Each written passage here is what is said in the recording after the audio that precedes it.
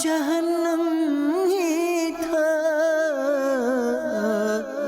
میں تو جاتا مجھے سرکار نے جانے نہ دیا۔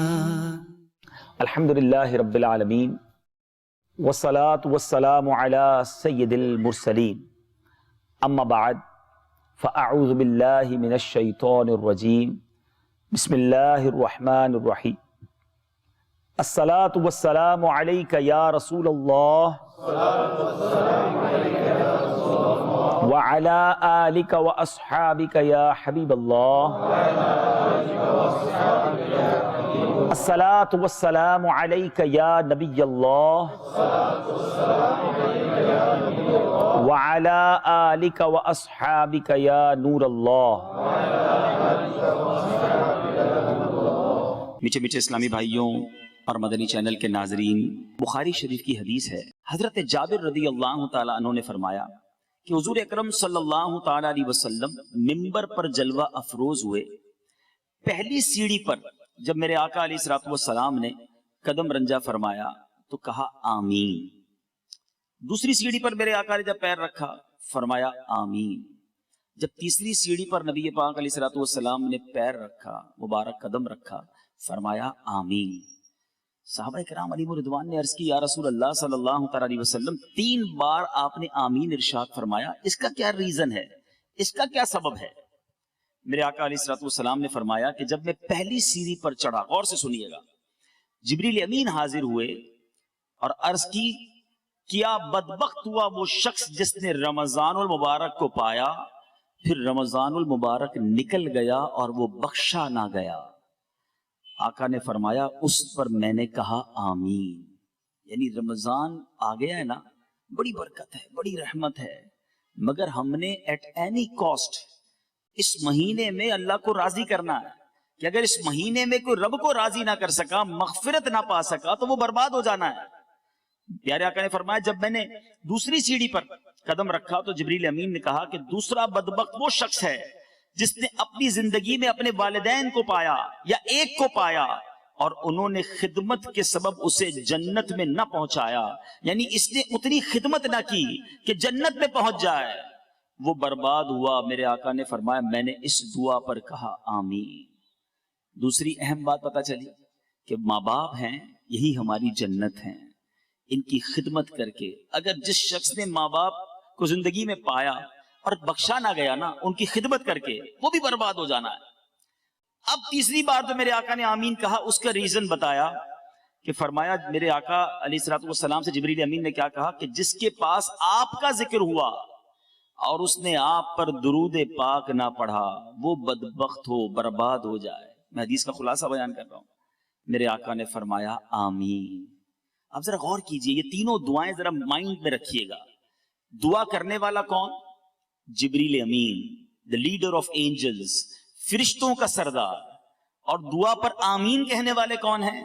نبیوں کے آقا، فرشتوں کے بھی آقا، رحمت للعالمین صلی اللہ تعالی علیہ وسلم۔ اب کوئی شک باقی رہتا ہے، کوئی ڈاؤٹ کہ یہ دعا قبول نہیں ہوگی؟ جبریل دعا کریں اور نبی پاک آمین کہیں تو اب اٹ مینز یہ تینوں باتیں مجھے اور آپ کو ہر وقت مد نظر رکھنی ہے۔ رمضان پایا تو اب بخشش کروانی ہے، اس میں اللہ کو راضی کرنے والے کام کرنے ہی کرنے ہیں، اس کو سستی میں نہیں گزارنا۔ نمبر 2، میرے آقا علیہ الصلوۃ والسلام نے فرمایا کہ ماں باپ کو پایا تو اب مغفرت کو پانا ہی پانا ہے، ماں باپ کو راضی کر کے اللہ کو راضی کرنا ہے۔ اور نمبر 3، پیارے آقا علیہ الصلوۃ والسلام کا جب بھی نام نامی ہمارے سامنے آئے ہمیں درود پاک جو ہے وہ کثرت کے ساتھ پیارے آقا کا ذکر سنتے ہی درود پڑھنا ہے، اس کو اپنی ہیبٹ بنانا ہے۔ تو اپنی عادت بنائیں۔ آئیے مل کر محبت کے ساتھ درود پاک پڑھ لیں۔ صلو علی الحبیب صلی اللہ تعالی علی محمد صلی اللہ علیہ وسلم۔ جو آج ٹاپک میں چوز کر کے لایا ہوں کہ جس موضوع پر ہم نے آج کچھ سیکھنا ہے، آج کچھ سمجھنا ہے، پہلے ایک بڑا ہی عجیب و غریب واقعہ آپ کو سناتا ہوں۔ آج بھی یہاں پر دسترخوان لگے گا، آج بھی یہاں پر ہمارے لیے کھانے کا اہتمام ہے، ہم روزانہ ہی دسترخوان پر بیٹھتے ہیں، مگر میں آج آپ کو ایک بڑے انوکھے دسترخوان کا واقعہ سنانا چاہتا ہوں۔ حضرت سیدنا شیخ ابو الحسن انطاکی رحمت اللہ تعالی علیہ کے پاس ایک بار بہت سے مہمان آ گئے۔ اچھا، اب جب مہمان آ گئے تو کھانے میں کچھ روٹیاں کم تھیں. یہاں ایک بات اور بھی عرض کرتا چلوں کہ کسی کے یہاں مہمان بنے تو ضرور بنے، لیکن جس نے بلایا ہو، مہمان کو دعوت دی ہو، اسی کو جانا چاہیے. بعض اوقات ایک کے ساتھ بہت سارے لوگ چلے جاتے ہیں اور اس سے میزبان کو ڈیفیکلٹی ہوتی ہے. اچھا، اب لوگ زیادہ پہنچ گئے، کھانا کم تھا، تو حضرت شیخ ابو الحسن انطاکی رحمۃ اللہ تعالیٰ نے کیا کیا، دسترخوان لگایا اور اس دسترخوان پر روٹیوں کے ٹکڑے کر کر سجا دیے، رکھ دیے. اس زمانے میں تو لائٹ نہیں ہوتی تھی، چراغ ہوتے تھے. آپ نے وہ چراغ اٹھا کر گل کر دیا، اندھیرا کر دیا. آپ کا جو ذہن میں یہ تھا کہ کھانا تھوڑا ہے تو میں ویسے ہی ہاتھ چلاتا رہوں گا، منہ چلاتا رہوں گا، مہمان کھا لیں گے، کسی کو پتہ نہیں چلے گا کہ میں نے کھانا نہیں کھایا. یہ جذبہ تھا ان کا. اچھا، کمال یہ ہوا کہ جب تھوڑی دیر کے بعد ریئلائز ہوا کہ اب کھانا کھا چکے ہوں گے سارے مہمان، چراغ لایا گیا تو جتنا روٹیوں کے ٹکڑے دسترخوان پر رکھے گئے تھے وہ سارے ویسے کے ویسے ہی موجود تھے. یعنی ایچ اینڈ ایوری بڈی، جتنے لوگ تھے سب نے یہ ذہن بنایا کہ کھانا تھوڑا ہے، بندے زیادہ ہیں، میں رک جاتا ہوں میرا بھائی کھا لے، میں ہاتھ روک لیتا ہوں کسی اور کا پیٹ بھر جائے. تو دسترخوان پر ساری کی ساری روٹی کی ٹکڑیاں ویسے ہی پڑی رہیں اور دسترخوان ویسے ہی رہا. اے میرے پیچھے اسلامی بھائیوں، یہ مائنڈ سیٹ تھا ہمارے بزرگوں کا کہ میں پیچھے رہ جاؤں، بھائی آگے بڑھ جائے، مجھے نہ ملے میرے بھائی کو مل جائے. پیچھے پیچھے اسلامی بھائیوں، اسی کو ایثار کہتے ہیں، یاد رکھیے گا، سیکریفائس. ایثار ہم باتیں تو بہت کرتے ہیں لیکن ایثار ہے کیا؟ حدیث پاک سن لیجئے، نبی پاک علیہ الصلوۃ والسلام کا فرمان ہے، جو شخص کسی چیز کی خواہش رکھتا ہو پھر اس خواہش کو روک کر اپنے اوپر کسی دوسرے کو ترجیح دے تو اللہ عز و جل اسے بخش دیتا ہے. لک ایٹ دا ریوارڈ، انعام کتنا بڑا ہے. آپ کو بھی چاہیے، آپ کے بھائی کو بھی چاہیے، کوئی ایسی چیز ہے، اب آپ اپنی خواہش کو روک لیں، دوسرے کو ترجیح دے دیں کہ اس کو مل جائے، اس کا ثواب اللہ کیا دیتا ہے، اسی بخشش فرما دیتا ہے. اچھا، ایک یہ مائنڈ سیٹ ہے. اور آج کل کا مائنڈ سیٹ کیا ہے، حالانکہ یہ پرانی بات ہے کہ ایک زمانے میں ایک شہر کے اندر دودھ کی قلت ہو گئی. اناؤنس کیا گیا کہ ایک بڑا سا کنواں ہے، سارے شہر کے لوگ آئیں اور ایک ایک پیالہ دودھ کا اس میں ڈال دیں تو یہ کنواں دودھ سے بھر جائے گا، تو جو شہر میں کمی ہے وہ پوری ہو جائے گی. ایک شخص گیا کنویں کے پاس، آرڈر تھا بادشاہ کا، سب نے جانا ہے، تو وہ بھی پہنچ گیا. سوچنے لگا یار سارے ہی شہر نے دودھ ڈالا ہے، اگر میں ایک گلاس پانی ڈال دوں گا تو اس سے کیا فرق پڑے گا. تو اس نے کیا کیا، اس کنویں میں پانی ڈال دیا. نیت میں فطور تھا، اس نے پانی ڈال دیا. صبح ہوئی، جب اس پردہ ہٹایا گیا اس کنویں کے اوپر سے تو وہ پورا کا پورا کنواں جو تھا وہ پانی سے بھرا ہوا تھا. یعنی ہر شہر کے بندے نے یہی سوچا کہ میرے ایک گلاس پانی سے کیا ہوگا، کسی نے دودھ نہیں ڈالا. ایک یہ مائنڈ سیٹ ہے کہ میں غلط کر رہا ہوں، ایک سے کیا ہو جائے گا. اور ایک وہ مائنڈ سیٹ تھا کہ میں بھوکا رہ گیا تو کیا حرج ہے میرے بھائی کا پیٹ بھر جائے. ایچ اینڈ ایوری بڈی وہاں بھوکا رہا اور یہاں پورے شہر نے پانی کا گلاس ڈال دیا. میں کس طرف کی سوچ رکھتا ہوں کہ میرا بھلا ہو جائے، سامنے والے کا بیڑا غرق ہو جائے، یہ میرا ذہن ہے. یا میرا ذہن یہ ہے کہ سب کا بھلا، سب کی خیر، سب کے بھلے میں اپنی خیر. دوسروں کا جو اچھا سوچتا ہے نا اس کا ہمیشہ اچھا ہوتا ہے، کبھی کسی کو تکلیف نہیں دینی ہے. آج جو میرا بیسک ٹاپک ہے میٹھے اسلامی بھائیوں وہ یہ ہے کہ ہماری ذات سے کسی کو تکلیف نہ پہنچے. دیکھیں حقوق اللہ کی بہت بات ہم کرتے ہیں، بہت اچھی بات ہے، بالکل ٹھیک ہے، نماز پڑھنا ہے، روزہ رکھنا ہے، تلاوت کرنا ہے، عبادت کرنا ہے، زکوٰۃ دینا ہے، حج کرنا ہے، بریلینٹ، بہت اچھی بات ہے. لیکن حقوق اللہ کے ساتھ ساتھ ایک بہت بڑا چیپٹر ہماری لائف میں حقوق العباد کا بھی ہے، اور یہ موسٹ امپورٹنٹ چیپٹر ہے.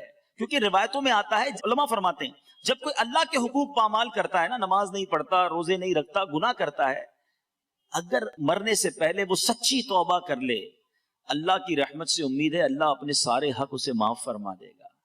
لیکن اگر کسی نے کسی مسلمان کا دل دکھایا ہے، کسی کے ساتھ دھوکہ کیا ہے، کسی سے مال دبا لیا ہے، کسی پر ظلم کیا ہے، حقوق العباد اس نے ڈسٹرب کیے لوگوں کے، جب تک بندہ معاف نہیں کرے گا جب تک اللہ بھی معاف نہیں فرماتا. تو ذرا غور کیجئے کہ اس پر کتنی توجہ دینے کی ضرورت ہے. ایک بار نبی پاک علیہ الصلوۃ والسلام نے بڑی خوبصورت حدیث پاک، آج ہم کہتے ہیں نا یار بڑا اچھا آدمی ہے، یہ بہت سارو ماڑو ہے.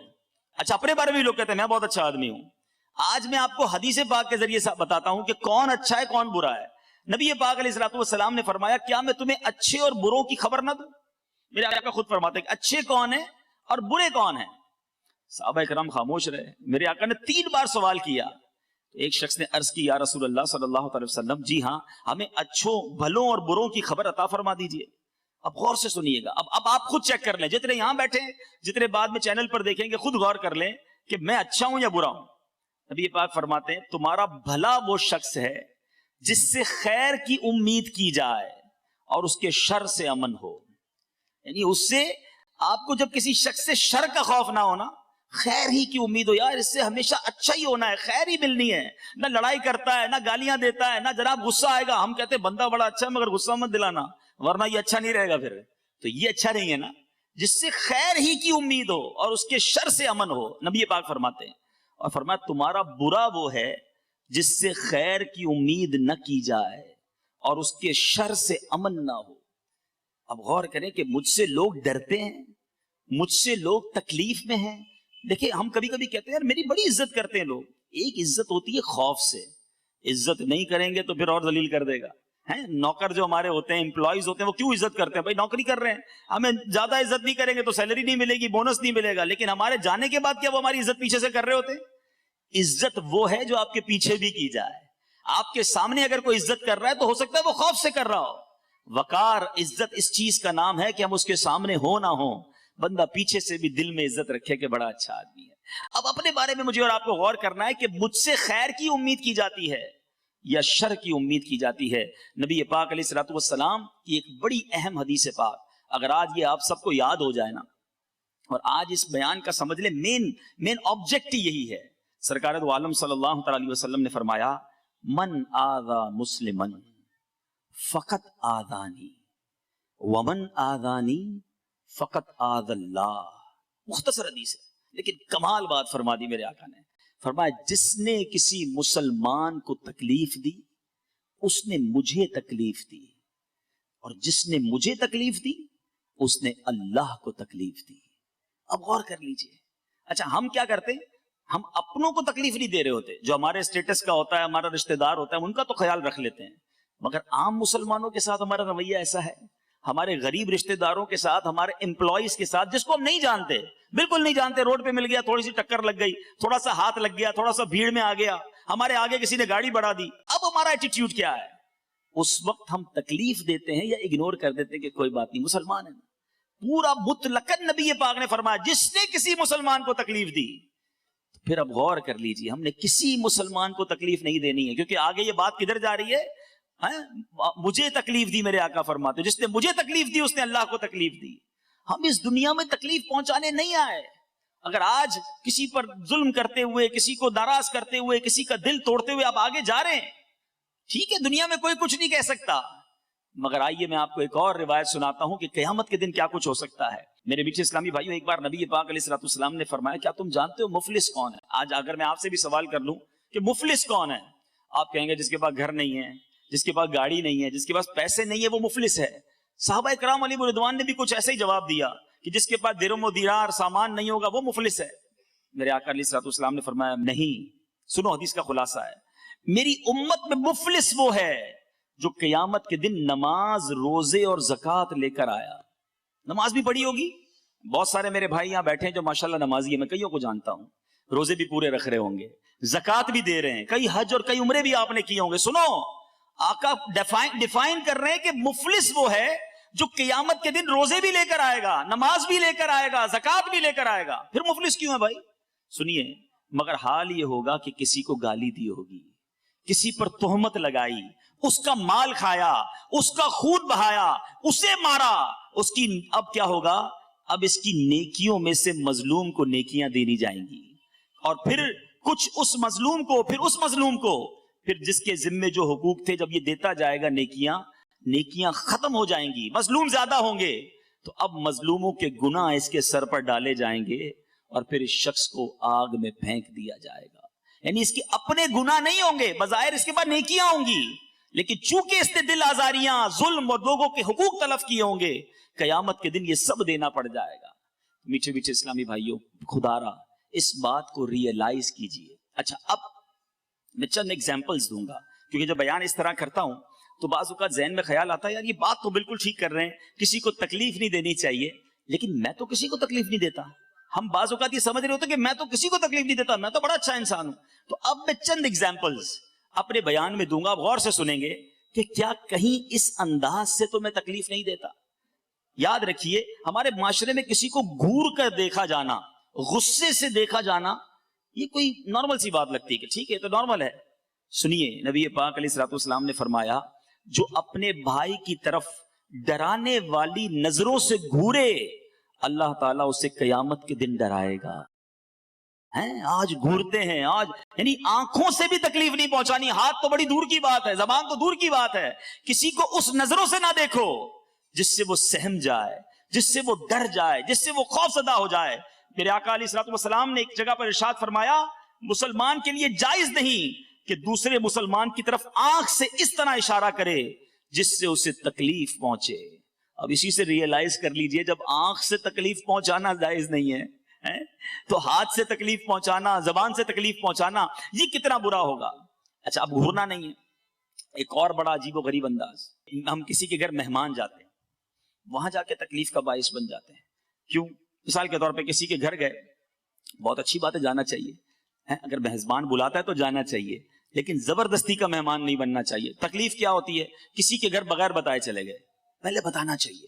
اب آپ پہنچے, پہلے سے اس کے گھر پہ کوئی مہمان ہے, یا وہ خود بیچارہ کسی اور کام میں مصروف ہے. اب مروت میں منع تو نہیں کرے گا, آئیے آئیے گھر میں آئیے. کبھی کبھی ہوتا بھی ہے, گھر میں جاتے پہلے سے ہی کچھ لوگ بیٹھے ہوتے ہیں. اچھا, اس کے گھر میں کچھ انتظام نہیں ہے, وہ اپنی کسی مصروفیت میں, اس کو کہیں باہر جانا ہے. آپ گئے مہمان بن کر, مگر اس کے لیے تکلیف کا باعث بنے. اچھا, یہ تو ہو گیا, چلیں آپ یہ کیا. اچھا, مہمان نے بعض اوقات ہم کہتے ہیں نہیں یار میں ایسا نہیں کرتا, میں بغیر بلائے تو نہیں جاتا, بلاتے تبھی جاتا ہوں. لیکن جا کر کیا کرتے ہیں, کسی کے گھر میں گئے, یار اتنا بڑا تمہارا کاروبار ہے, ابھی تک اسی کالونی میں رہتے ہو, ابھی تک 500 گز کے بنگلے پہ, ابھی تک بڑا گھر نہیں لیا تم نے. اچھا یار یہ ڈرائنگ روم کیسا بنایا ہے, یہ تو یہاں نہیں وہاں ہونا چاہیے تھا. یار کلر اسکیم تو دیکھ لیتے, یار یہ کون سا کلر کروا لیا تم نے. یہ صوفے اب پچھلی بار آیا تھا جب بھی وہی تھے, آج بھی وہی ہیں. اب بندہ بولے یار میں نے مہمان بلایا, انسپیکٹر بلایا ہے, گھر میں جاتے ہی گھر کی خامیاں نکالنا شروع. اچھا, اب کھانا لگ گیا تو کھانا لگتے ہی کھانے میں کیڑے نکالنا شروع. یار میں تو چکن کھاتا ہی نہیں ہوں, میں تو آج کل چاول نہیں کھا رہا. اب بندہ بولے یار پہلے بتا دیتے حضرت آپ کیا نہیں کھاتے, کیا کھاتے ہیں, لسٹ بھجوا دیتے, میں وہی بنا لیتا. یہ سب تکلیف کا باعث چیزیں ہیں. مہمان کے لیے یہ اصول لکھا کتابوں میں کہ جب کسی کے گھر جائے تو جہاں وہ بٹھائے وہاں بیٹھ جائے, جو کھانا پیش کرے وہ کھا لے, نہیں سمجھ آتا نہ کھائے. سرکار دو عالم صلی اللہ علیہ وسلم کا بھی یہ طریقہ تھا کہ آپ کے سامنے جب کھانا لگایا جاتا, کھانے میں کبھی عیب نہیں نکالتے تھے, بلکہ پسند آتا تو تناول فرماتے, نہ پسند آتا تو ہاتھ روک لیتے. اب ہم کیا کرتے ہیں کہ ہم کھانا بھی نہیں ہے اور اس میں کیڑے بھی نکال لیں. کتنی تکلیف ہوگی میزبان کو کہ یار میں نے مہمان بلایا اور آ کے اتنا سارا میرے اوپر کرٹیسائز کر کے چلا گیا. ایسا نہ کیا کریں. کسی کے گھر جائیں, اس کو دعا دے کر آئیں, اس کی حوصلہ افزائی کر کے آئیں کہ اللہ تمہارے گھر میں اور برکت دے, اللہ تمہارے رزق میں اور برکت دے. اور میٹھے اسلامی بھائیوں, یہ کھانے میں عیب نکالنا نہیں, اپنے گھر میں بھی نہیں کرنا چاہیے. سرور کائنات علیہ الصلوۃ والسلام جب اپنے دسترخوان پر گھر میں بیٹھتے تھے, جو بھی کھانا پیش کیا جاتا میرے آقا کو پسند آتا تو تناول کر لیتے, نہ پسند آتا تو چھوڑ دیتے تھے. ہمیں بھی یہی ایٹیٹیوڈ اپنانا چاہیے. مگر آج کیا ہوتا ہے, آج کل تو گھر میں خوب لڑائیاں ہو رہی ہیں. افطار کا وقت آتا ہے, ابھی تک سموسے نہیں پکے. ارے کل بھی کہا تھا نمک کم کر لینا, تم نے آج پھر تیز ڈال دیا. شربت تو بنایا, اس میں میٹھا ڈالا ہی نہیں. ارے یار اللہ کے بندو, جس نے افطاری بنائی ہے جس گھر کی عورت نے, وہ بھی اللہ کی بندی ہے, اس نے بھی روزہ رکھا ہے. روز افطار کے وقت گھر میں جھگڑا کرنا, چھوٹی چھوٹی باتوں پر ڈانٹ ڈپٹ کرنا. کبھی ہم مرد حضرات اثر کے بعد, ویسی اثر کے بعد ہماری بھی بیٹری ڈاؤن ہو جاتی ہے. اتنا طویل روزہ گرمی کے دن, جاؤ چولہے کے پاس تو اپنا بھاؤ پتہ چل جائے گا. وہ بیچاریاں افطاری بھی بنائیں اور ہماری ڈانٹ بھی سنیں. کیونکہ عورت کے لیے تو کانسیپٹ ہی یہی ہے نا کہ عورت کو تو جو کہنا ہے کہہ دو, اس کا دل ہی نہیں ہے, وہ ناراض نہیں ہو سکتی. ہم مرد ہیں, ہم جو چاہیں کہہ لیں, عورت کے پاس ناراض ہونے کا حق ہی نہیں ہے. نہیں میرے میٹھے اسلامی بھائیوں, امیر اہل سنت ہمارے شیخ طریقت کمال بات پچھلے دنوں آپ نے مدنی مذاکرے میں فرمائی, یعنی ایسی بات کی جو ہمارے بھی 14 طبق روشن کر گئی. آپ فرماتے ہیں اگر مرد نے اپنی بیوی کا دل دکھایا, نا حق اس پر ظلم کیا, تو اس کو اس سے معافی مانگنی ہوگی. اگر والد نے, سنیے گا, والد نے اپنے بیٹے کو, اپنے بچوں کا اگر نا حق دل دکھایا ہے, تو والد کو بھی اپنے بچوں سے معافی مانگنی ہوگی. اور اسٹیپ آگے بڑھ کے سمجھا رہے ہیں کہ اگر پیر نے, غور سے سنیے گا, پیر نے اپنے مرید کا دل دکھایا ہے, تو پیر نے بھی اپنے مرید سے معافی مانگنی ہوگی، کیونکہ یہ انسان ہے، اس کا حق ہے، یہ قیامت کے دن کھڑا ہو سکتا ہے۔ اور اب یہ بات ہو سکتا ہے آپ کو عجیب لگ رہی ہو کہ یار پیر مرید سے معافی مانگے گا، والد بچے سے معافی مانگے گا؟ ہم نے تو کبھی سوچا ہی نہیں کہ اپنے بیٹے کو جو کہنا کہہ دو، اپنے بچے کو جب ذلیل کرنا ہے سب کے سامنے کر دو، اس کا تو دل ہی نہیں ہے نا، وہ اپنے دوستوں کے ساتھ ہے، سب کے سامنے اس کو جو کہنا ہے کہہ دو۔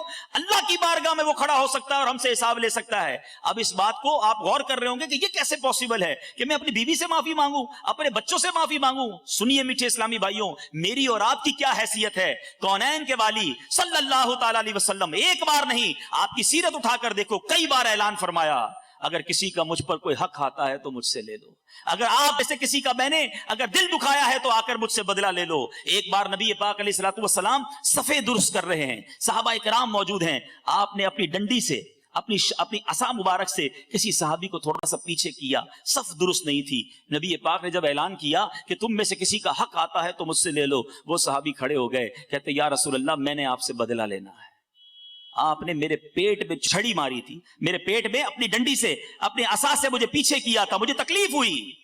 صحابہ لرز گئے کہ یہ کیا کہہ رہے ہیں، نبی پاک سے بدلہ لیں گے؟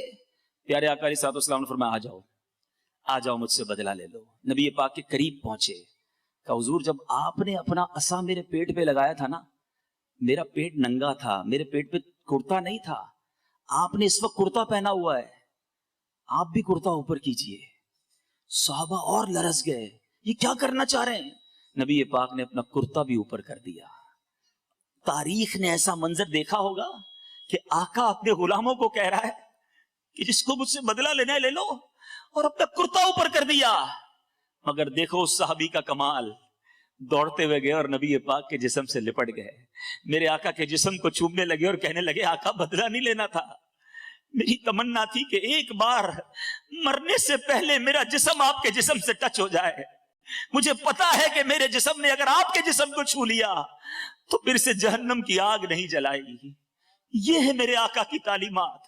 معافی مانگتے تھے یار، میرے آقا اپنے غلاموں سے کہتے تھے مجھ سے بدلہ لے لو، اور میں ہوں کہ آج جس کا جو چاہے بیڑا غرق کر دوں، میرا ملازم ہے نا، کیا کر سکے گا؟ میرا ذرا سی غلطی کی منہ سے گالیاں نکلتی ہیں، ذرا سی غلطی کی اس کو کہتا جا نوکری سے تو فارغ ہے۔ ارے ٹھیک ہے آج آپ کا کوئی نہیں بگاڑ سکتا، مگر میرے آقا کا یہ فرمان یاد رکھنا، من آذا مسلمن فقط آذانی ومن آذانی فقط آذ اللہ، کہ جس نے کسی مسلمان کو تکلیف دی اس نے مجھے تکلیف دی، اور جس نے مجھے تکلیف دی اس نے اللہ کو تکلیف تھی۔ تو اے میرے میٹھے اسلامی بھائیوں، بات چلی ہے کھانے پر عیب نکالنے کی، نہ نکالا کرو عیب، نہ لڑا کرو اپنے گھر والوں سے، صبر کر لیا کرو۔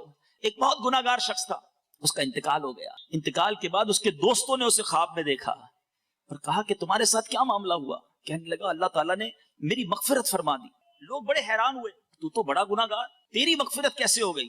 کہتا گناہگار تو تھا، ایک بار میری زوجہ نے کھانا بنایا اور کھانے میں نمک بہت زیادہ ڈال دیا، بڑا غصہ آیا، بڑا غصہ آیا کہ ابھی سزا دوں۔ ہو سکتا ہے یہاں بھی ایسے کوئی شیر ببر بیٹھے ہوں گے کہ جیسے ہی کھانے میں کوئی گڑبڑ ہوتی ہوگی تو ہاتھ بھی اٹھا دیتے ہوں گے، پلیٹ بھی پھینک دیتے ہوں گے، کہتے ہیں میرا بھی بڑا غصہ ہے کہ بدلہ لے لوں، مگر دل ہی دل میں سوچا کہ آج میری بیوی نے ایک غلطی کی ہے، میں چلا بدلہ لینے، میں صبح سے شام اپنے رب کی بارگاہ میں کتنی کوتاہیاں کرتا ہوں، کتنی غلطیاں کرتا ہوں، وہ تو مجھ سے کوئی سزا نہیں دیتا، وہ تو مجھے چلا ہی جا رہا ہے، نبھائی جا رہا ہے۔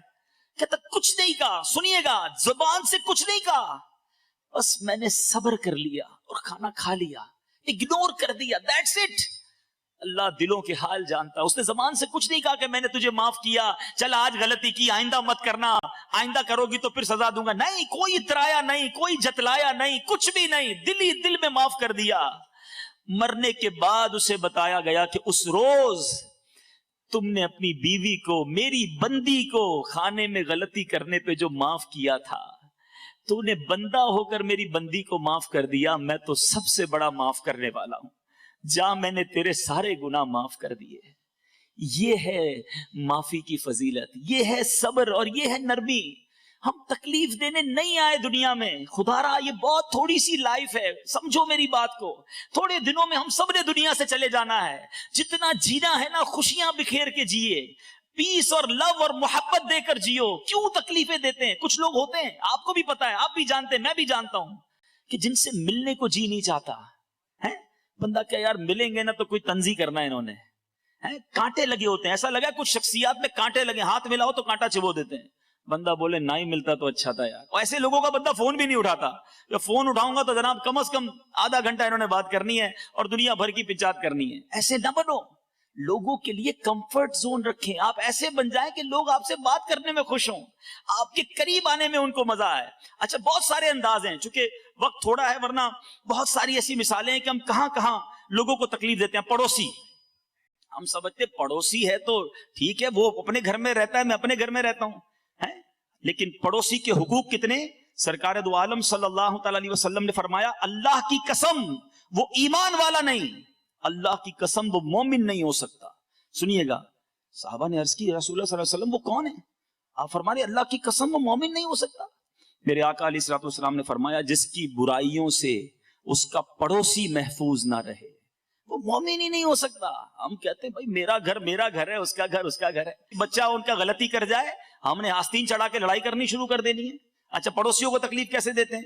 अपना घर धोया, अब उसके घर के आगे पानी पड़ा हुआ है, अपने घर का कचरा उधर जाके रख दिया, रात देर से, अब ये बिल्डिंगों में जो रहते हैं बिलखुसूस, अब ऊपर वाला जनाब रात को ही कारीगरी कर रहा है, अपने सारे फर्नीचर को रात को ही सेट करना है, नीचे वालों की नींद बर्बाद होती है तो हो जाए, ड्रिल मशीन से सुराख कर रहे होते हैं। तो खुदारा सोचिए कि आप जाग रहे हैं, सारी बिल्डिंग नहीं जाग रही है? अब आप अपने जो बंगलों में रहते हैं वो अपने पड़ोसियों के बारे में सोच ले कि मैं कहां कहां किसी के लिए तकलीफ का बाइस तो नहीं बनता। अच्छा, आपको कोई तकलीफ दे रहा है तो आपने क्या करना है? आपने सब्र करना है। मुझे एक बड़ा प्यारा वाकया याद आ गया, हमारे असलाफ कैसे थे। सैयदना मालिक बिन दीनार रदी अल्लाह तआला अन्हु, आपका एक पड़ोसी यहूदी था, आप अल्लाह के बड़े नेक बंदे थे, उसको बड़ी बड़ी आपसे जो है ना किसको जेलसी थी कि यार ये मुसलमान इतना बड़ा आलिम दीन मेरे बराबर में रहता है। वो डेलिबरेटली जानबूझकर अपने घर की गंदगी परनाले के जरिए रोजाना आपके घर में फेंकता। गंदगी परनाला समझ गए ना आप, वो जो बारिश के लिए होता है, तो रोज गंदगी फेंकता। सैयदना मालिक बिन दीनार रोज उसे पानी डाल के साफ कर लेते। एक दिन, 2 दिन, 4 दिन, उसने कभी तो लड़ाई करेंगे, कभी तो झगड़ा होगा, कई दिन गुजर गए। उसने आके दरवाजा खटखटाया, कहा मैं रोज गंदगी भेजता हूं, आपको तकलीफ नहीं होती? कहते हैं तकलीफ तो बड़ी होती है। तो आपको गुस्सा नहीं आता? तो मैंने नबी पाक अलैहिस्सलाम का फरमान सुना है कि गुस्सा पीने वाले अल्लाह को महबूब हैं, मेरे अल्लाह को माफ करने वाले पसंद हैं, मैं पानी डाल के धो देता हूं और सब्र कर लेता हूं। वो कहता है हजरत अब बाद में घर की गंदगी साफ कीजिएगा, मेरे दिल की गंदगी को साफ कीजिए, कलमा पढ़कर मुसलमान हो गया। हमारे असलाफ वो थे जिनके पड़ोसी गैर मुस्लिम होते तो अच्छे अखलाक की वजह से मुसलमान हो जाते। हमारा अखलाक ये है कि हमारे मुसलमान पड़ोसी हमारी वजह से परेशान हैं। आप खुद बताओ, मेरा और आपका कोई गैर मुस्लिम पड़ोसी हो, क्या हमारे एटीट्यूड को देखकर वो मुसलमान होगा कि यार इतने अच्छे होते मुसलमान? वो तो शायद ये कहेगा यार मुसलमान ऐसे होते, इस्लाम ऐसा मजहब है। खुद सोचिए, ये मैं आपको वो तमाम चीजों को शॉर्टली हाईलाइट करता जा रहा हूं कि हम किधर किधर गलतियां कर जाते हैं। अच्छा, एक और बड़ा बुरा अंदाज, ये दोस्त नौजवान बैठे हैं, मजाक करना। देखिए, मजाक एक शरीयत की बाउंड्री है। पहले एक तरीका सुन लीजिए, बड़ी खूबसूरत बात है। मुफ्ती अहमद यार खान नईमी लिखते हैं, ऐसी बात जिससे अपना और सुनने वाले का दिल खुश हो जाए मिजाह है, और जिससे दूसरे को तकलीफ पहुंचे, जैसे लोग मजाक उड़ाते हैं, ये सुखरिया है। मिजाह अच्छी चीज है और सुखरिया बुरी बात है। मिजाह ठीक है कि सब खुश हो जाए, मैं भी खुश हो जाऊं, आप भी खुश हो जाएं, कोई मुस्कुराने वाली बात कर ले, ये ठीक है। लेकिन मजाक में किसी का दिल दुखा देना, बड़े अजीब तरीके हैं। किसी का मोबाइल छुपा लेंगे, किसी की गाड़ी की चाबी छुपा लेंगे, वो बेचारा परेशान हो रहा है। किसी को जनाब अप्रैल फूल जो आजकल चला है, कई लोगों के एक्सीडेंट हो गए, यार तुम्हारा बेटा हॉस्पिटल में जल्दी पहुंचो, जल्दी गाड़ी चला के वो पहुंचा, बेटा तो हॉस्पिटल में नहीं था, बाप हॉस्पिटल में पहुंच गया। उनके मजाक के चक्कर में फोन में रात को उठा देना, किसी को रात को डरा देना। नहीं मेरे मीठे इस्लामी भाइयों, ये मजाक भी किसी को तकलीफ नहीं पहुंचा सकते। इतनी दिल खराश जिसको कहें, इतनी डराने वाली रिवायत है। मेरे आका अलैहिस्सलाम ने फरमाया, शोबुल ईमान की हदीस है, बिलाशुबा लोगों का मजाक उड़ाने वाले के लिए जन्नत का दरवाजा खोला जाएगा। वो तमाम मेरे नौजवान जो आज कहते हैं यार आज बड़ी तफरी हुई, फला को बड़ा तंग किया, वो तो रोने लग गया, आखिर में माफी मांग कर गया। सुनो, तकलीफ वाला मजाक आप नहीं कर सकते। कयामत के दिन मजाक उड़ाने वालों के लिए जन्नत का दरवाजा खोला जाएगा, उसे बुलाया जाएगा, आओ करीब आओ, جب وہ آئے گا تو دروازہ بند کر دیا جائے گا. اسی طرح کئی بار اس کو بلایا جائے گا کہ آؤ جنت میں، وہ جنت کے قریب آئے گا، دروازہ بند کر دیا جائے گا، پھر دروازہ کھول کر بلایا جائے گا آؤ آؤ قریب آؤ، مگر وہ اتنا مایوس ہو گیا ہوگا کہ لگتا ہے پھر جاؤں گا تو دروازہ بند ہو جائے گا، اس لیے وہ جنت میں ہی نہیں جائے گا. گویا جو دنیا میں لوگوں کو ستائے گا، قیامت کے دن اس کو اس طرح بتایا جائے گا کہ تم لوگوں کے ساتھ جو مذاق کرتے تھے آج جنت کی طرف بلا کر دروازہ بند کر دیا جائے گا.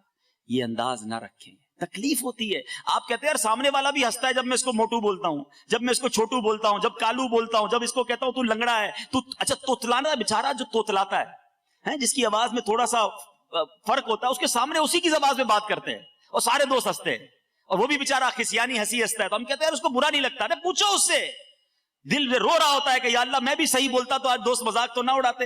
ارے اس کا رنگ کالا ہے، تمہارا گورا ہے، اللہ نے بنایا اسے. اس کا قد چھوٹا ہے، رب نے بنایا، تمہیں اللہ نے اچھا بنایا. اس پہ اترانا نہیں، اس پہ غرور کرنا نہیں. آج کسی کا دل دکھا رہے ہو، ایسا نہ ہو جو نعمتیں تمہیں رب نے دی ہیں تم سے بھی واپس چھین لی جائیں. تو کبھی بھی اس طرح کسی کا مذاق نہیں اڑانا چاہیے. یہ بھی ایک انداز ہے لوگوں کا دل دکھانے کا اور تکلیف پہنچانے کا. میٹھے میٹھے اسلامی بھائیوں، اب آخر میں صدقہ و خیرات میں بھی کیا تکلیف پہنچاتے ہیں. کتنی عجیب بات. اصل میں دیکھیے شیطان جو ہے نا وہ اتنا ملعون ہے، ہمیں نیکی نہیں کرنے دیتا، اور نیکی کر لے تو چاہتا ہے یار اس کی نیکی ڈیمیج ہو جائے کسی طرح، یہ نیکی تو کر گیا اس کا نقصان ہو جائے. اب کیا کرواتا ہے؟ احسان جتواتا ہے. کسی غریب کی شادی کروا دی ہم نے، کسی کو علاج کروا دیا، کسی کی ماں بیمار تھی تو اس کو علاج کرا دیا، کسی کا قرضہ تھا قرضہ اتار دیا. اب کیا کرتے ہیں لوگ؟ ہاں بھائی یاد ہے نا تیرا علاج میں نے کرایا تھا، وہ دن یاد ہے تیری بہن کی شادی کروائی تھی، نوکری نہیں تھی تیرے پاس، نوکری میں نے دلائی تھی، بھول تو نہیں گیا نا؟ آج ماشاءاللہ اتنا بڑا کاروباری ہو گیا، پہلا قرضہ مجھے سے لینے آیا تھا. اب وہ بندہ شرم سے پانی پانی ہو جائے کہ یار کاش اس سے نہ ہی لیتا تو اچھا تھا، یہ جب دیکھو ملتا ہے مجھے ذلیل کرتا ہے. میٹھے اسلامی بھائیو، قرآن کہتا ہے، میں نہیں کہہ رہا، قرآن پاک میں اللہ تبارک و تعالیٰ نے کیا خوبصورت ہماری تربیت فرمائی. قرآن کہتا ہے اپنے صدقے باطل نہ کر دو، احسان رکھ کر اور ایزا دے کر. جو جتاتا ہے نا اپنا احسان، اس کا صدقہ بھی باطل ہو جاتا ہے. آپ صدقہ دیں، اللہ کے لیے دے رہے ہیں، جتلانا کس چیز کا. اچھا اب آپ کہیں گے، دیکھیں میں دوبارہ کہا تھا نا میں کچھ مثالیں دوں گا. اب آپ کہیں گے یار میں تو ایسا نہیں کرتا، نہیں جتاتا. اچھا ٹھیک ہے آپ جتاتے نہیں ہیں، لیکن بیک آف دا مائنڈ کیا ہوتا ہے کہ یار میں نے اس کے پیسے دیے نا، اس کی مدد کی ہے، اب یہ میرا ہر وقت مجھے سلام دعا کرتا رہے گا، میری خدمت کرے گا، میری بڑی عزت کرے گا، جدھر جاؤں گا کھڑا ہو جائے گا کیونکہ میں نے سپورٹ کیا ہے. یہاں تک ہمارا مائنڈ سیٹ ہوتا ہے کسی کو عمرے پہ بھیج دیں، کسی کو حج پہ بھیجیں، کیا بولتے ہیں بھائی ہر چکر میں میرے لیے دعا کرنا، میں نے دیے نا پیسے. اس کو کہتے ہیں یہ نہیں ہے میں نے دیے پیسے، دیکھ بھولنا نہیں. اب وہ بھی کہتا ہاں بھائی آپ کے تو نام پہ عمرہ بھی کروں گا، آپ کے نام پہ طواف بھی کروں گا، آپ کو کدھر سے بھولوں گا. اور ہم بھی شاید فون کر کے ہی پوچھتے ہوں گے ہاں بھائی کتنی دعائیں کی میرے لیے. اب بیک آف دا مائنڈ سوچیں کہ یہ صدقے کا بدلہ تو نہیں. اچھا پھر ہمارا یہ بھی ذہن ہوتا ہے کہ جس کی مدد کی ہے نا آفس میں، کسی ملازم کی مدد کر دی، گھر دلا دیا، اب تو یہ سب سے زیادہ میری عزت کرے گا. یار یہ کہیں صدقے کا بدلہ تو نہیں. صدقے کا بدلہ تو مجھے اللہ سے لینا تھا. آئیے میں آپ کو بتاتا ہوں ہمارے اسلاف کیا کرتے تھے. بی بی عائشہ صدیقہ رضی اللہ تعالی عنہا، حضرت ام سلمہ رضی اللہ تعالی عنہا، ہماری امی حضور ہیں، امہات المومنین ہیں. ان کا ایٹیٹیوڈ کیا ہوتا تھا؟ یہ جب کسی کو صدقہ دینا ہوتا نا تو اپنے خادم کو بھیجتی، کہتی جا کے صدقہ دے آؤ، اگر وہ کوئی دعا دینا تو وہ دعا نوٹ کر کے لے آنا. وہ مثال کے طور پہ آ کر بتاتا کہ بی بی جان انہوں نے آپ کو 4 یہ والی دعائیں دی ہیں، تو آپ ہاتھ اٹھاتی اور وہی 4 دعائیں اس کے لیے کرتی، اس فقیر کے لیے، اور فرماتی دعا کے بدلے دعا ہو گئی، صدقے کا ثواب اللہ سے لیں گے. وہ دعا بھی نہیں چاہتی تھی کہ ہم کسی کو مدد کریں تو یہ دعا کریں. ہم کیا کہتے ہیں، یار بابا میرے لیے ذرا خاص دعا کرنا، میرا کام اٹکا ہوا ہے. اٹ مینز کہ میں نے جو دیا ہے مجھے اس کے بدلے تم سے کچھ چاہیے. ایک تو احسان جتانا وہ تو بہت ہی برا، وہ تو باطل کر دیتا ہے، مگر پیوریفیکیشن یہ ہے، صدقے کا کمال یہ ہے کہ آپ کسی کو صدقہ دیں، کسی کی مدد کریں، اس کے بعد یہ امید نہ رکھیں کہ اس سے مجھے کچھ ملے گا. ارے میں نے دیا رب کے لیے ہے، میں رب سے اس کا انعام چاہتا ہوں. میٹھے اسلامی بھائیو، اس کا اصل کانسیپٹ پتہ ہے کیا؟ غلطی کیوں کر جاتے ہیں ہم؟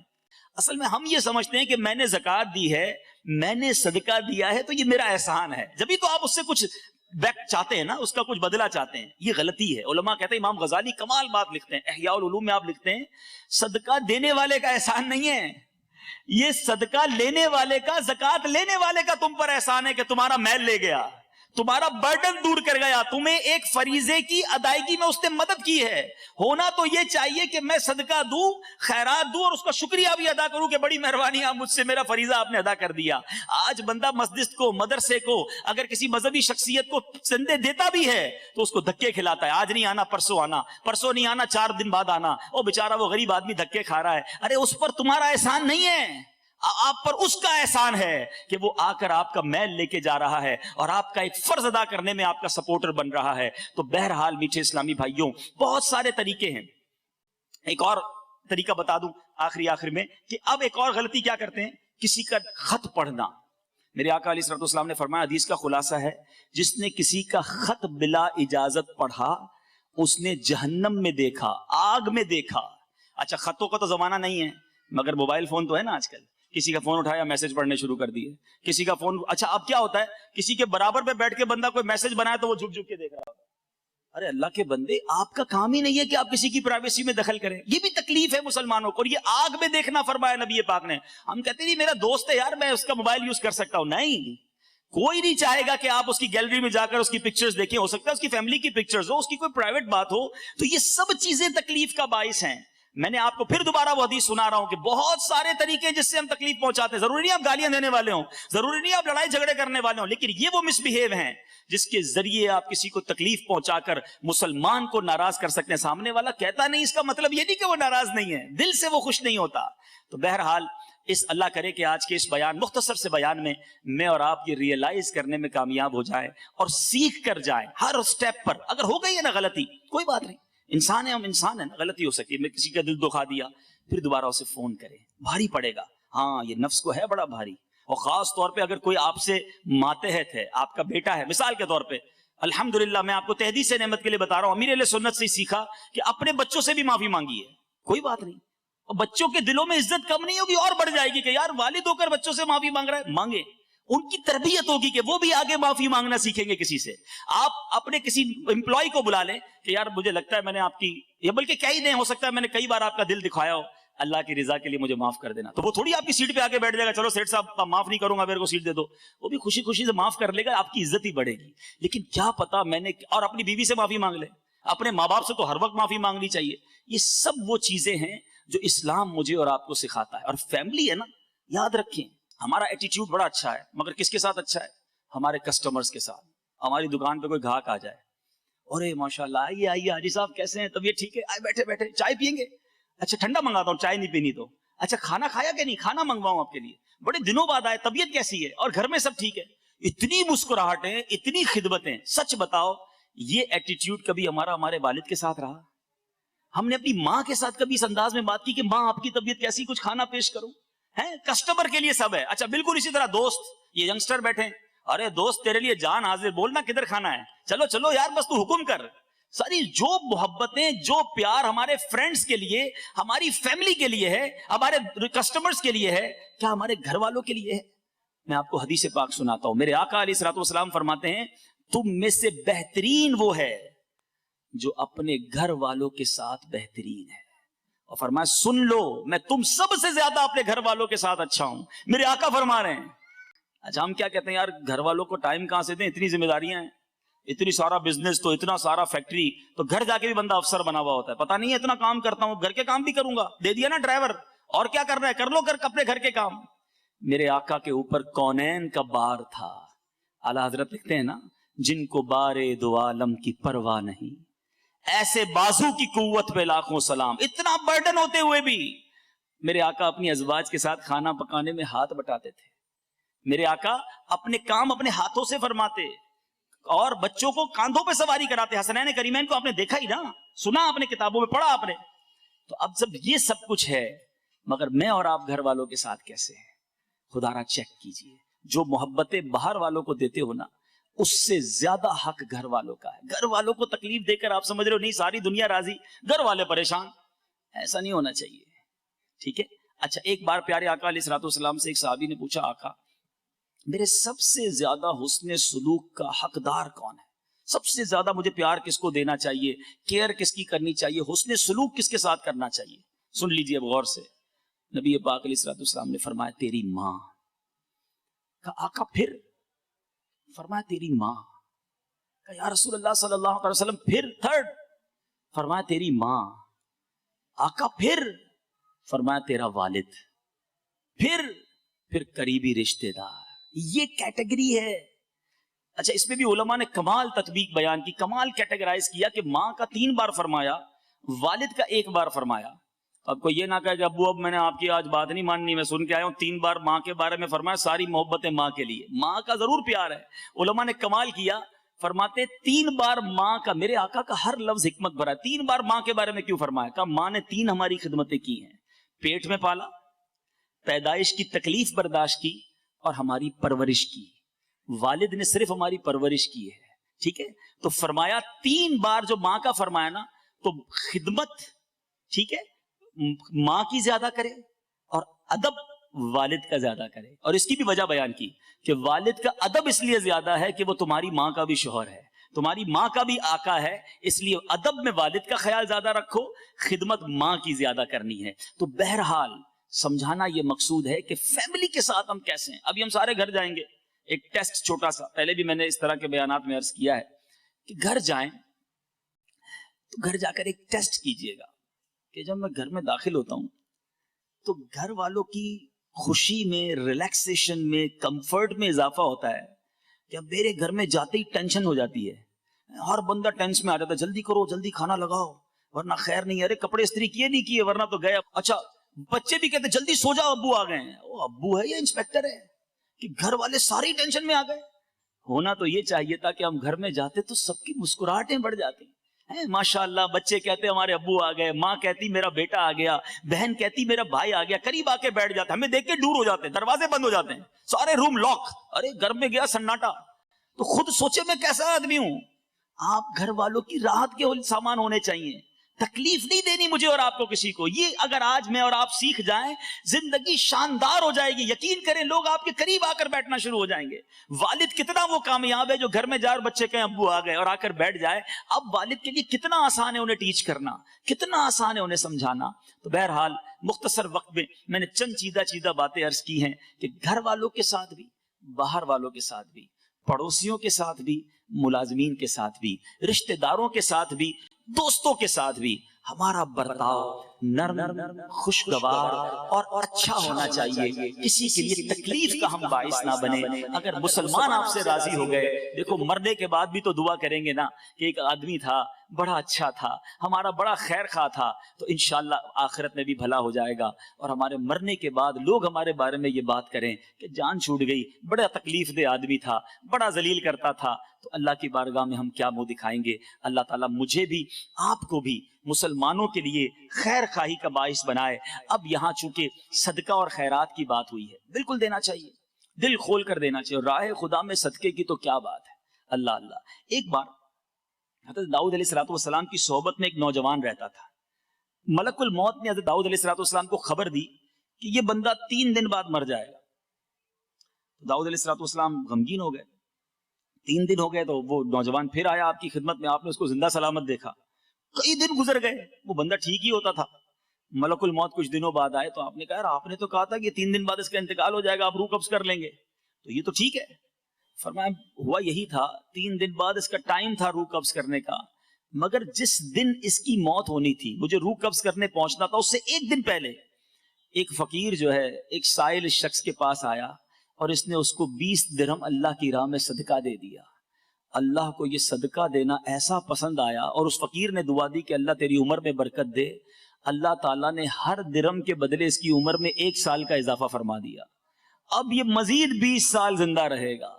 صدقہ عمر کو بڑھاتا ہے, صدقہ بری موت کو دفع کرتا ہے. حدیث پاک کے الفاظ ہیں, صدقہ جو ہے وہ بری موت کو دور کرتا ہے, رزق میں برکت لاتا ہے, عمر کو بڑھاتا ہے, بے شمار پریشانیوں کو دور کرتا ہے, بلاؤں کو دور کرتا ہے. تو آپ سے جتنا ہو سکے دیکھو گن گن کر خرچ نہ کیا کریں. کچھ لوگ کہتے ہیں یار ہم نے زکوٰۃ پوری دے دی, ہم نے تو حساب کمپلیٹ کر دیا. ارے آپ نے کمپلیٹ کر دیا, سامنے اگر اور نیکی کا کام آ گیا کر دو. کیوں؟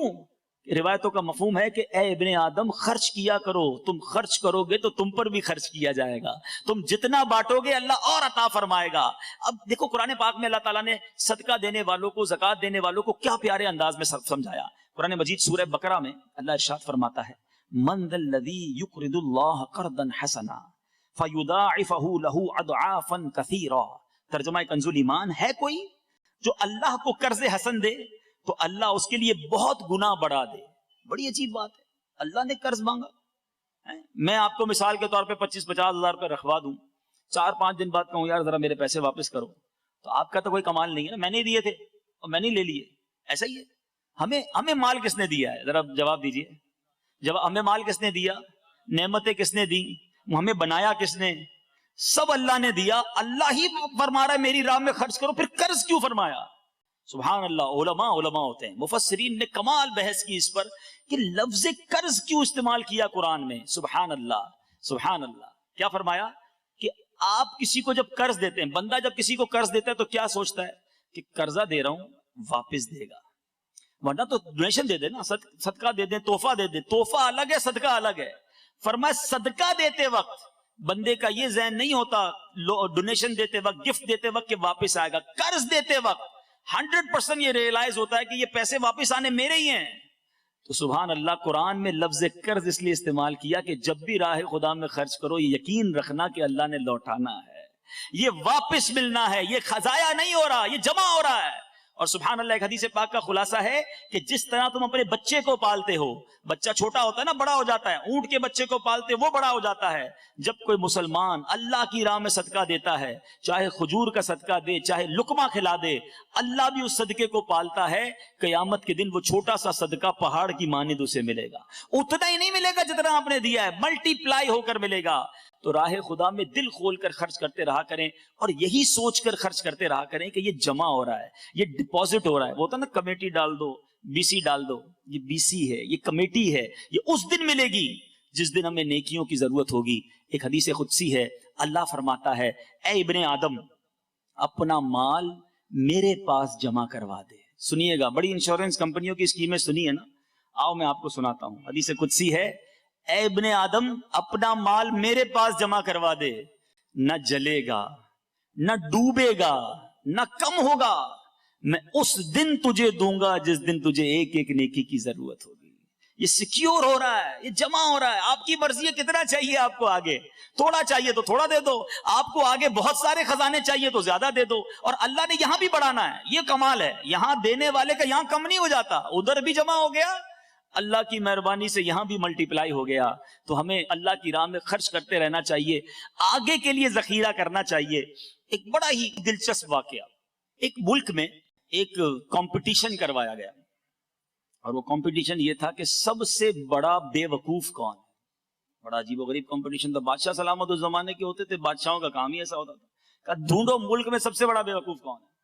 بہت سارے بے وقوف آئے, اپنی اپنی بے وقوفیاں ظاہر کی, وزیروں نے ٹیسٹ لیے, کمپٹیشن کیا گیا. آخر میں ریئلائز ہو گیا سب سے بڑا جو بے وقوف ہے وہ ہماری مملکت میں یہ بندہ ہے. وہ آیا, بادشاہ نے کہا آپ نے چیک کر لیا؟ کہا ہم نے چیک کر لیا. بادشاہ نے اپنی سونے ڈائمنڈ کی جو مالا تھی نا وہ اتاری اور اس شخص کے گلے میں ڈال دی. تھوڑے دنوں بعد اس بے وقوف کو پتا چلا کہ بادشاہ سلامت بڑے بیمار ہو گئے اور زندگی کی آخری گھڑیاں ہیں, بہت زیادہ بیمار ہو گئے. وہ بے وقوف پہنچ گیا بادشاہ صاحب کے پاس.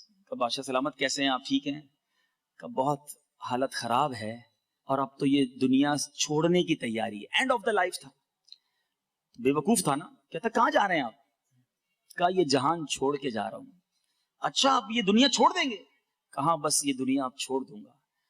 اچھا بادشاہ صاحب یہ بتائیے آپ جدھر جا رہے ہو, یہاں تو میں دیکھ رہا ہوں بڑے بڑے گھر ہیں آپ کے, بڑے بڑے محل ہیں آپ کے, ادھر بھی آپ نے کوئی محل بنا لیا جہاں آپ جا رہے ہیں؟ بادشاہ افسوس سے کہتا ہے ادھر تو میں نے جھونپڑی بھی نہیں بنائی ہے. میں دیکھ رہا ہوں آپ کے پاس بہت سارے ہیرے جواہرات ہیں, بڑا پیسہ ہے, ادھر بھی آپ نے کچھ پیسہ ویسا جمع کر لیا؟ بادشاہ کہتا ہے ادھر کے لیے تو پھوٹی کوڑی بھی نہیں ہے. کہ اچھا میں ادھر دیکھ رہا ہوں آپ کے بہت سارے خادم ہیں, ادھر بھی غلام, ادھر خادم, آگے پیچھے سرونٹس, ادھر بھی خادم وادم جمع کر لیے؟ بادشاہ کہتا ہے ادھر کے لیے تو کچھ بھی نہیں ہے. وہ بے وقوف دراصل عقل مند تھا, اس نے اپنی وہ مالا اتاری اور بادشاہ کے گلے میں ڈال دی. کہ مجھ سے بڑے بے وقوف تو پھر آپ ہوئے نا, آپ کو پتا ہے آپ کہیں جا رہے ہیں, یہ سب چھوڑ کے جا رہے ہیں, اتنے بڑے بنگلے ہیں یہاں پر, ادھر کچھ نہیں بنایا. آپ کو پتا ہے سب چھوڑ کے جا رہے ہیں, ادھر اتنا پیسہ, ادھر کچھ نہیں جمع کروایا, تو مجھ سے بڑے بے وقوف تو آپ ہوئے. سچ بتاؤ میٹھے اسلامی بھائیوں, یہ میرے اور آپ کے لیے کیسا میسج ہے؟ آج ہم سب کے پاس گھر ہیں, مگر کیا جنت میں گھر بنا لیے؟ آج ہم سب کے بیڈ روم بڑے اچھے ہیں, مگر کتنے ٹائم رہیں گے اس بیڈ روم میں؟ تکیہ اچھا نہیں ہے یار، ذرا آج کل سافٹ والا تکیہ چاہیے، بڑا کمر سیدھی رکھنے والا آج کل گدا آ گیا ہے جو کمر کو بھی سافٹ رکھتا ہے، نیند بھی اچھی آتی ہے، مہنگے گدے ہونے چاہیے، پلان کرتے ہو کتنے سال سو گے اس بستر پر، مگر ایک وقت آئے گا جب قبر میں ڈال دیے جائیں گے، وہ قبر سافٹ ہوگی کہ نہیں؟ وہاں نیند آئے گی کہ نہیں؟ وہاں کہیں کیڑے مکوڑے تو نہیں ہوں گے؟ وہاں کہیں آگ تو نہیں بھڑکا دی جائے گی؟ ارے یہاں تو گرمی ہوتی ہے تو میرے پاس جنریٹر بھی ہے، یو پی ایس بھی ہے، اگر پھر گرمی تو گیلری میں نکل جاتا ہوں۔ ایسے بھی لوگ ہیں جو گاڑی سٹارٹ کر کے گاڑی کے اے سی میں سو جاتے ہیں، مگر ادھر کدھر جاؤ گے؟ نہ ماں ساتھ ہوگی، نہ باپ ساتھ ہوگا، نہ دوست ہوں گے، ہم 2 گز کی قبر میں اکیلے ہوں گے۔ خدا را ادھر کی تیاری کر لو، اس دنیا میں رہ کر کچھ ایسا کر جاؤ کہ قبر بھی سافٹ ہو۔ خوش نصیبوں کو حدیث کے الفاظ ہیں، مرنے کے بعد یہ مجدہ سنایا جائے گا، نم کا نومت العروس، سو جا کے جیسے دلہن سوتی ہے۔ ہم اللہ کی بارگاہ میں دعا کرتے ہیں، مولا کتابوں میں پڑھا ہے کہ رحمت کا فرشتہ ندا دیتا ہے ان راتوں میں، ہے کوئی مانگنے والا کہ اس کی توبہ قبول کی جائے، ہے کوئی مغفرت کا سوالی کہ اس کی مغفرت کی جائے۔ یا اللہ تیرے بندے جمع ہیں، ہم تجھ سے دعا کرتے ہیں ہماری مغفرت کر، ہمارے گناہ معاف کر، دنیا میں بڑا چین دیا ہے مالک، ہمیں آخرت میں تکلیف میں نہ ڈالیو، ہمیں قبر اور آخرت کے عذاب میں گرفتار نہ کیجیو۔ آج دنیا میں میرے اور آپ کے پاس موقع ہے، کر لو اپنے رب کو راضی۔ صرف رمضان میں نماز فرض نہیں، آج نیت کرے جتنے میرے بھائی یہاں موجود ہیں، اور اگر میری اسلامی بہنیں بھی مجھے پردے میں سن رہی ہیں، پکی سچی نیت کر لو کہ آج کے بعد ہماری کوئی نماز قضا نہیں ہوگی، ہم نہیں کریں گے رب کو ناراض۔ پھنس جاؤ گے یار، ادھر بڑے بڑے گھر بن گئے، بہت کچھ آ گیا، ادھر پھنس گئے تو کوئی نہیں ہوگا بچانے والا۔ بس نمازوں کی پابندی کریں، حرام روزی سے توبہ کریں، اسلامی بہنیں مجھے سن رہی ہیں تو بے پردگی سے توبہ کریں، اور اللہ کی راہ میں خرچ کرتے رہیں۔ اللہ نے دیا ہے نا، یہ مال کا اصل طریقہ ہے کہ زکوٰۃ بھی دے، صدقہ بھی دے، دیتے رہو، انشاءاللہ یہ جمع ہوتا رہے گا اور ہمارے لیے آخرت کا خزانہ ہوگا۔ اللہ تعالیٰ مجھے بھی اور آپ کو بھی ایسا بندہ بنا دے کہ ہم کسی کو تکلیف نہ دیں، اور اس دنیا میں رہ کر اپنی آخرت کو تیار کرنے والے کاموں میں ہم مصروف ہو جائیں۔ اللہ تعالیٰ مجھے بھی آپ کو بھی جو ہم نے سنا اسے یاد رکھنے، اس پر عمل کرنے اور اسے دوسروں تک پہنچانے کی توفیق عطا فرمائے، آمین بجاہ النبی الامین صلی اللہ تعالی علیہ وسلم۔ میرے اعمال کا بدلہ تو جہنم ہی تھا، میں تو جاتا مجھے سرکار نے جانے